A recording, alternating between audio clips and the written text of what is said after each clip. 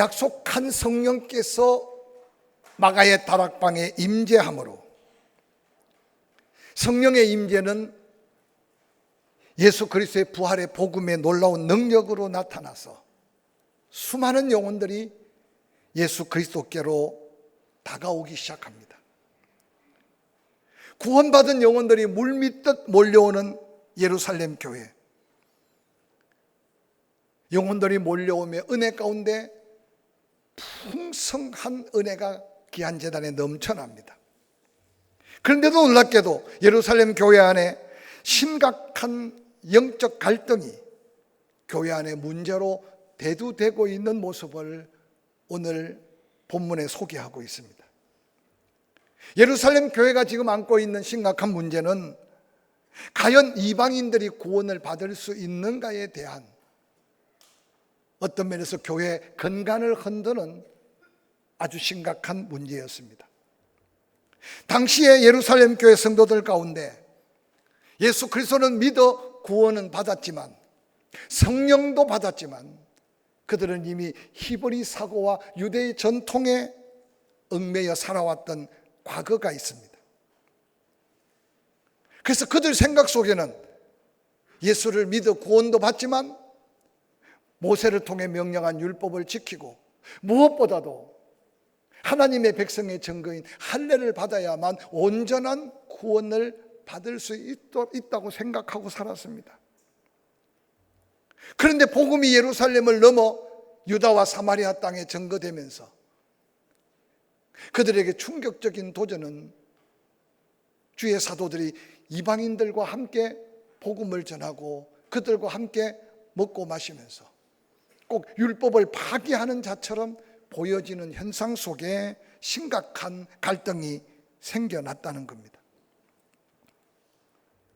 뿐만 아니라 전통적인 히브리 사고와 율법에 찌든 유대인 삶을 살았던 그들, 예수 그리스도를 믿고 구원은 받으나 율법도 지키고 유대 전통도 따라서 무엇보다도 할례를 받아야만 온전한 구원을 받는데, 이방인들은 이미 그러한 삶을 살지 않았고 또한 할례를 받을 수 없는 처지를 그들은 갈등의 문제의 요인으로 삼았습니다.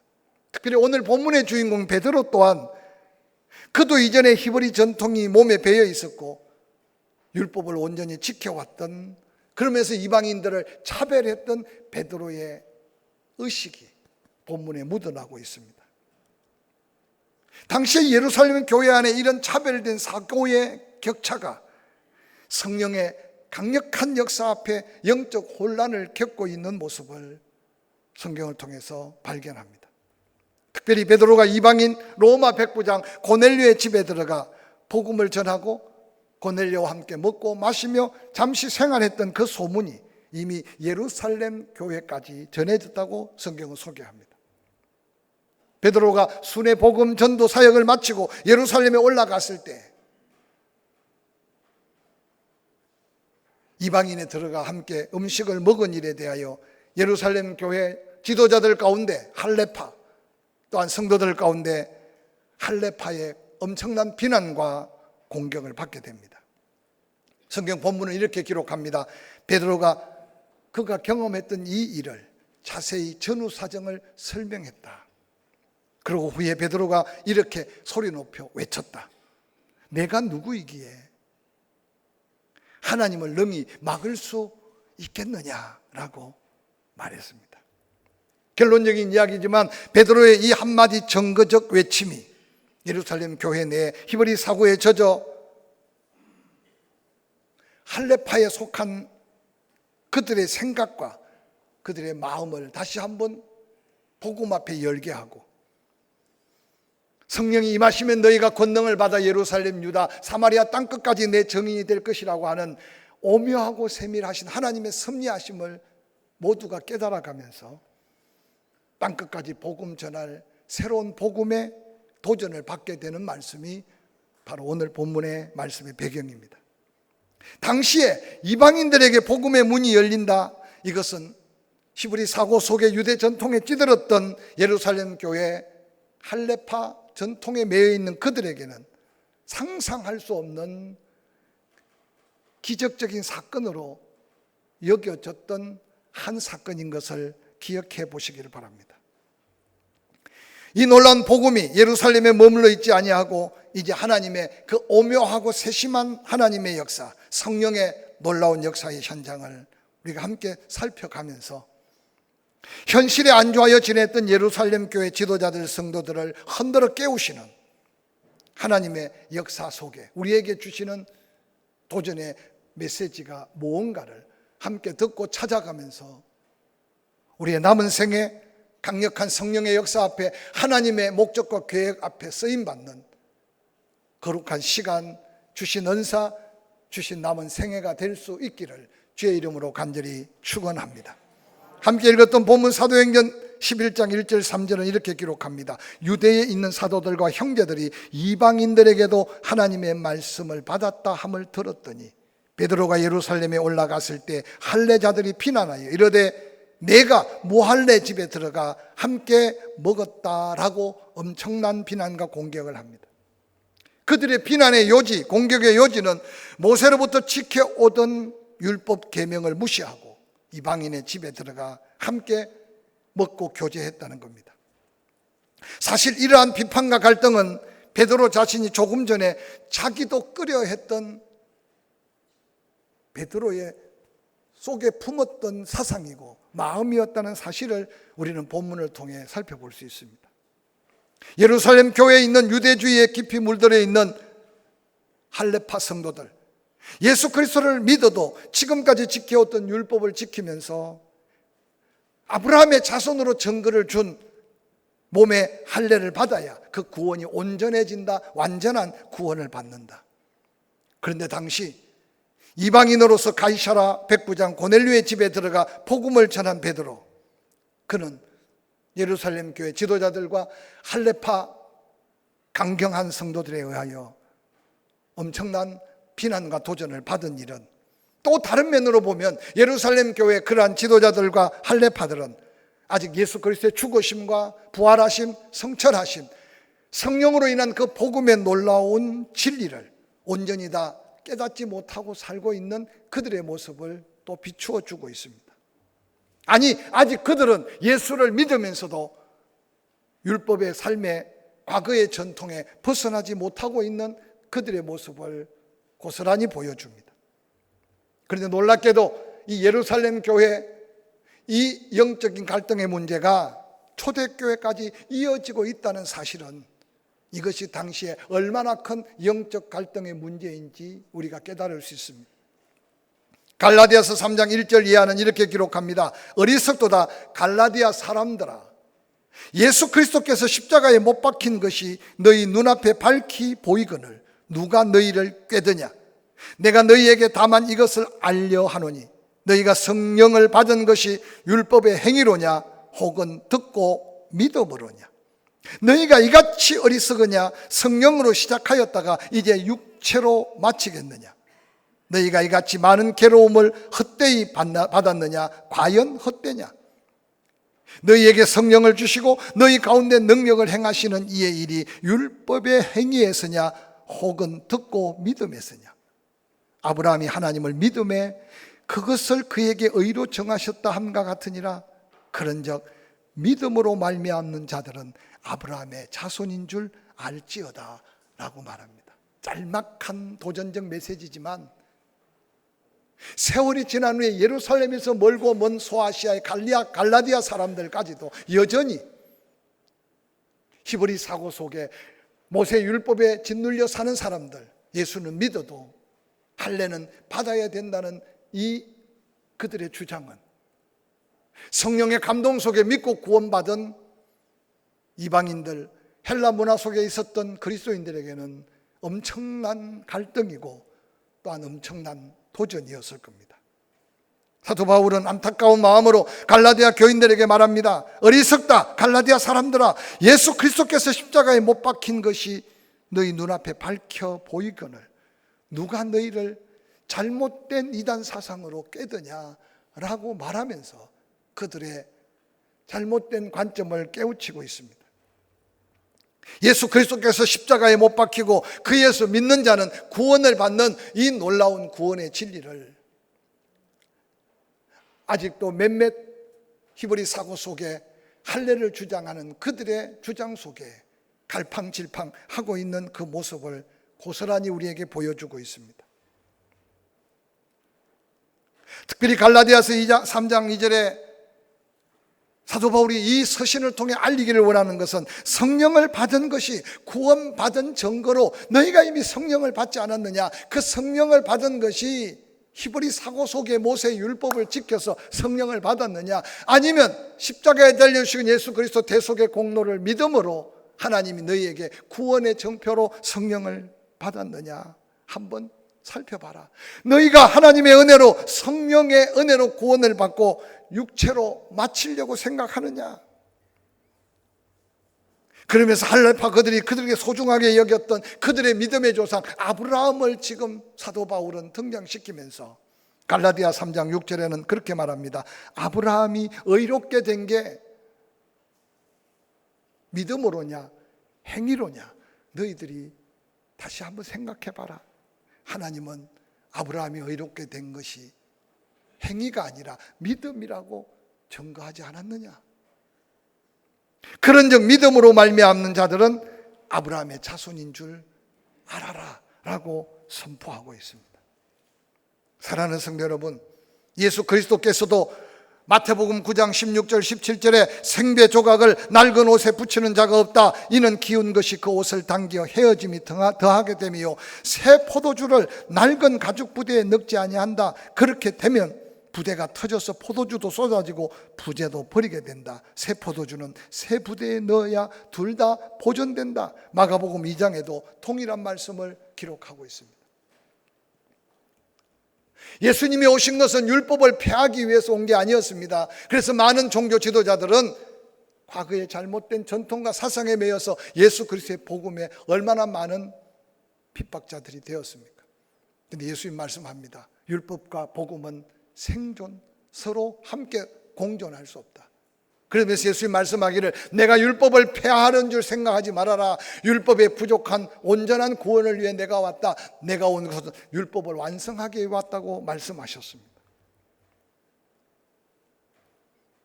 사랑하는 성도 여러분, 예루살렘 교회 할례자들은 베드로에게 내가 무할례자의 집에 들어가 먹었다는 말은 할례자인 베드로가 이방인과 함께 먹고 부정한 음식을 그들과 더불어 먹은 것이 죄악시 여기면서 판단하고 비판했습니다.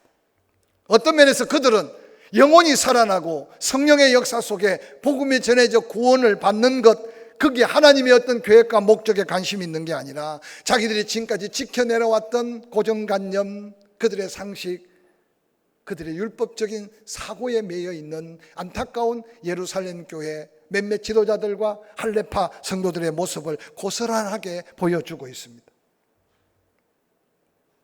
당시 예루살렘 교회 할례자들은 복음을 율법의 하나의 부수적인 것으로 여겼을 뿐만 아니라 율법과 복음이 모순된 사실에 대해서 몰랐습니다. 갈라디아 교회를 다른 복음을 전했다고 바울이 말했는데 갈라디아 교회에 와서 또한 교회를 어지럽혔던 다른 복음을 전했던 할례자들도 마찬가지입니다. 사랑하는 성도 여러분, 예수 그리스도께서는 부활하셔서 말씀하셨습니다. 오직 성령이 너희에게 임하면 너희가 권능을 받고 예루살렘과 온 유대와 사마리아 땅끝까지 내 증인이 되리라고 말씀하셨습니다. 땅끝까지 이르러 복음의 증인이 되어야 될 그들이었지만 베드로가 이방인 집에 들어가 음식을 함께 먹은 것을 소동하고 있는 예루살렘 교회의 모습, 왜 이 말씀을 오늘날 성경에 기록하고 우리에게 이 말씀을 다시 읽히고 묵상하게 할까요?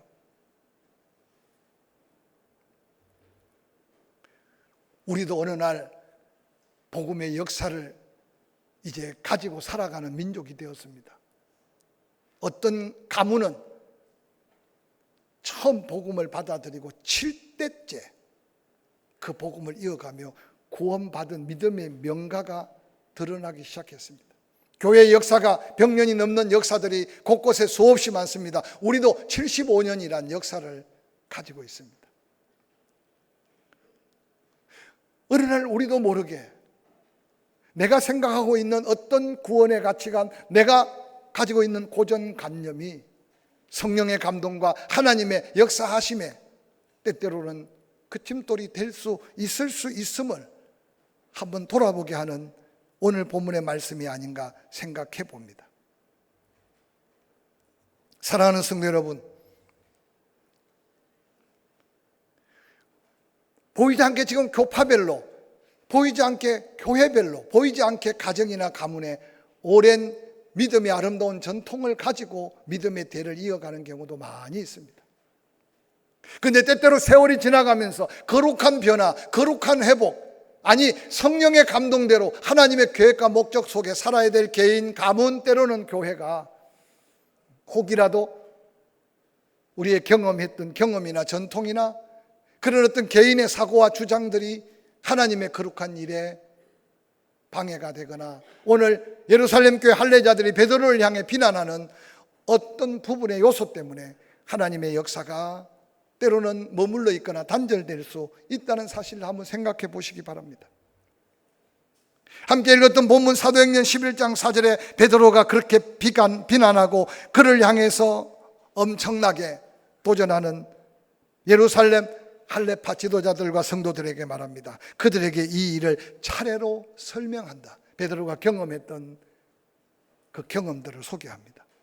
5절에 이르되 내가 욥바시에서 기도할 때 황홀한 중에 환상을 보게 됐다. 베드로 자신이 히브리 사고 속에 그가 이방인들에 대한 관심이 없고 오직 유대인들에게만 복음을 전하고자 했던 베드로가 다시 한번 그 생각을 바꾸고 그 어떤 하나님의 성령의 감동에 순종하기까지 하나님이 그에게 역사했던 생생한 체험, 확실한 증거를 그가 지금 고백하고 있습니다. 내가 욥바시에 기도하고 있는데 환상이 나타났다. 큰 보자기 같은 그릇에 내 귀가 묶여 있는데 하늘로부터 달려 내려온 환상을 보았다. 그곳에는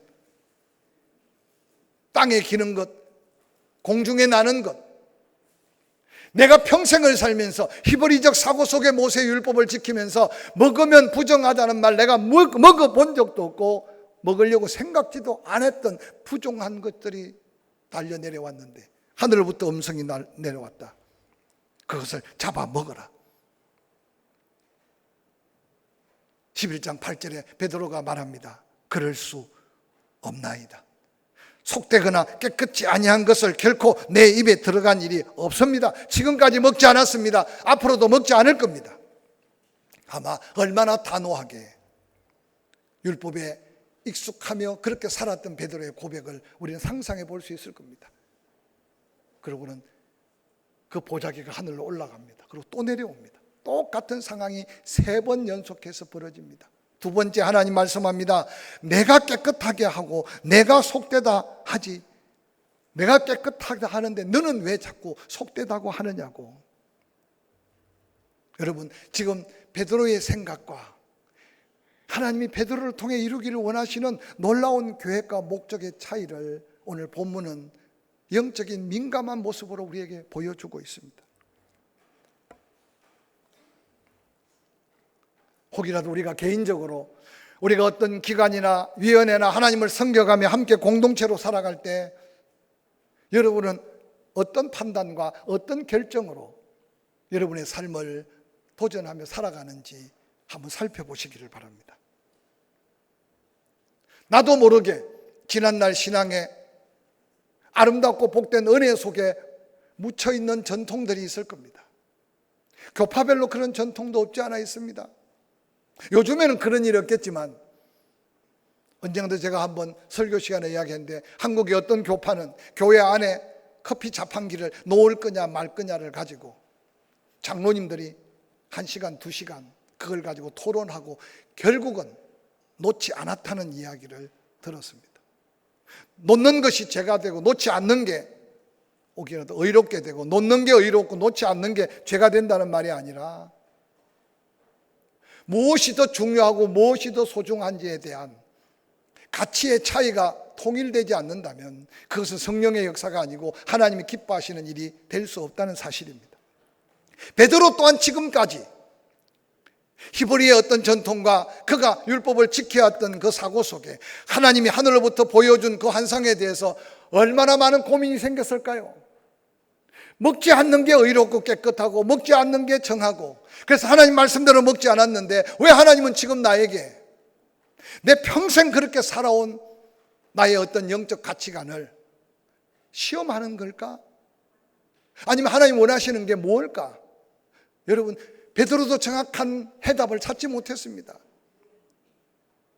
베드로는 당당하게 말합니다. 내가 알고 있는 상식, 내가 알고 있는 경험, 내가 알고 있는 전통, 내가 지금까지 살아온 나의 영적인 어떤 상식은 먹지 않는 겁니다. 그래서 한 번, 두 번, 세 번 당당하게 거절하지 않았습니까? 근데 하늘로부터 들려오는 음성은 내가 깨끗게 하신 것을 왜 네가 속되다고 하느냐? 더럽습니다. 불결합니다. 할 수 없습니다. 그런데 하나님은 베드로에게 잡아먹어라. 내가 깨끗하다고 하지 않느냐고 말하고 있습니다. 이 갈등 속에 놀랍게도 베드로의 마음을 열고 돌이킬 수 있던 한 사건은 이어집니다.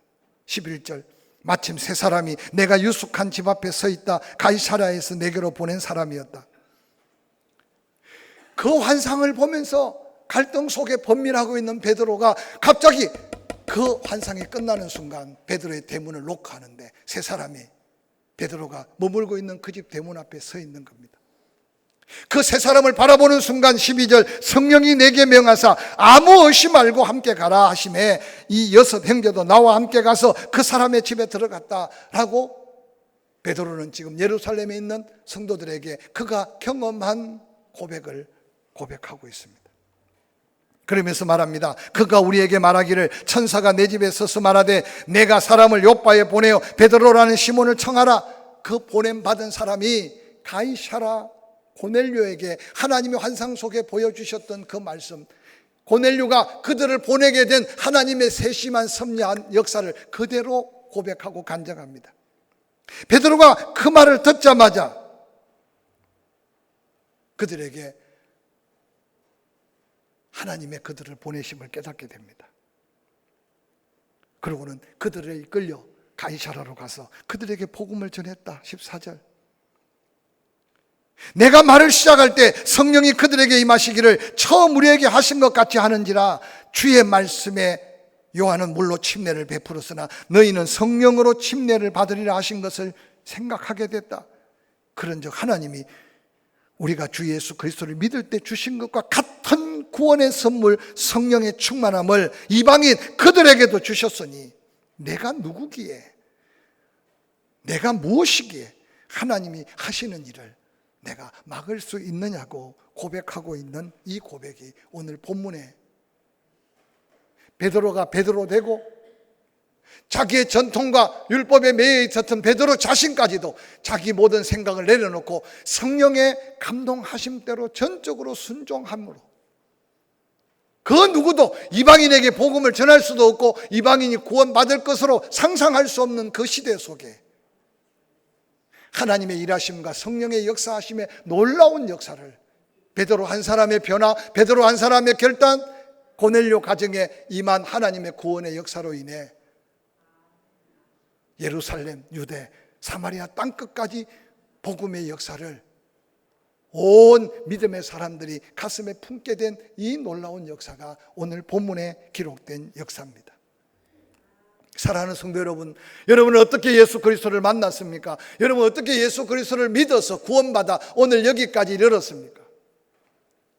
저는 부활주의를 이어가면서 성령의 강력한 역사가 사도행전에 어떻게 임했는지 수없이 설교했고 여러분도 수없이 설교를 들었던 말씀이 있습니다. 그러나 우리의 개인, 우리의 가정, 우리의 교회 공동체가 몇 가지 계명을 지킴으로 가정의 행복도 부모와 자녀와의 관계도 때로는 교회 행복도 찾을 수 있겠지만 그러나 초대교회를 살펴볼 때 더 근원적인 하나님의 음성을 들었으면 하는 마음 가지고 부활절 이후 계속 사도행전을 살펴가면서 성령의 역사하심의 세미한 모습들을 나의 심령에 나의 삶의 자리에 우리의 교회 공동체가 함께 듣고 그 말씀 안에서 이 땅에 가장 행복한 하나님의 나라의 천국을 모방할 교회, 교회 안에 그런 행복감이 함께 나누어지는 가정 공동체, 거기에 한 사람 한 사람이 자기 사명에 걸맞는 믿음의 위치에 그 믿음을 굳게 세워가는 그런 믿음의 은혜가 우리에게 있기를 간절히 소원해 봅니다. 예수님의 제자들 중에 베드로만큼 히브리 사고와 율법에 젖어 있는 사람은 없었을 겁니다. 그가 성령에 이끌려 복음을 전했지만 그가 지금 가이사라 고넬료 집에까지 성령의 이끌림을 받기 전에는 오직 유대인들에게만 복음을 전했고, 베드로 자신도 이방인들은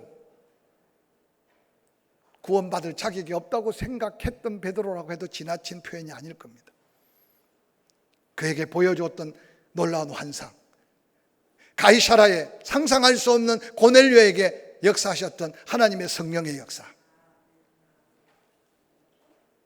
보자기에 내려온 부정한 음식을 베드로는 이제까지 그의 영적인 자존감, 그의 오래 박혀있는 온전한 믿음 안에 더럽고 추하다고 먹지 않았던 그 짐승들을 잡아 먹으라고 말씀하신 하나님의 말씀 앞에 어찌할 바를 몰라 하는 베드로에게 하나님의 역사하심에 그 아름다운 성령의 역사를 세밀하게 경험하자마자 베드로는 더 이상 머뭇거릴 수가 없었고, 베드로는 더 이상 전통, 자기의 생각, 주장, 자기의 어떤 히브리적 사고를 가지고 성령을 거역할 수 없었던 오늘 본문에 역사한 성령의 역사를 한번 눈여겨 살펴보시기를 바랍니다.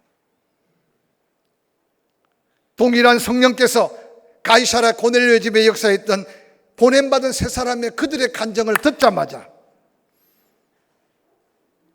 내가 너에게 보낸 사람이라는 성령의 음성이 들려오자마자 성령이 다시 베드로에게 강력하게 말씀했습니다. 의심하지 말아라. 내가 그들을 보냈다. 그들과 함께 가라. 베드로와 함께 순회 전도에 동행했던 다른 6사람, 그들도 동일하게 유대주의 히브리 사고 속에 살았던 예루살렘 교회 베드로의 동역자였습니다. 고넬료의 집에서 베드로가 말씀 전하는 그때 임했던 성령은 베드로도 놀라지만 함께 동행했던 6사람, 고넬료가 은혜 받고 성령 충만하고 그 가정이 다 침례를 받는 그 현장보다는 베드로의 고정관념을 깨트리고 베드로의 사고를 깨트려서 이방인들에게 복음을 전할 수 있는 놀라운 새로운 복음의 문을 연 이 사건은 예루살렘 교회, 베드로가 당당히 고백하는 이 고백을 통해 예루살렘 교회에 닫혀있는 그들의 사고를 열어놓음으로 인해 땅끝까지 복음 전할 사울이 바울되고 모든 헬라인들 문화를 초월한 복음의 역사가 이어진 것이 오늘 성경의 본문의 놀라운 역사였음을 기억하시기를 바랍니다.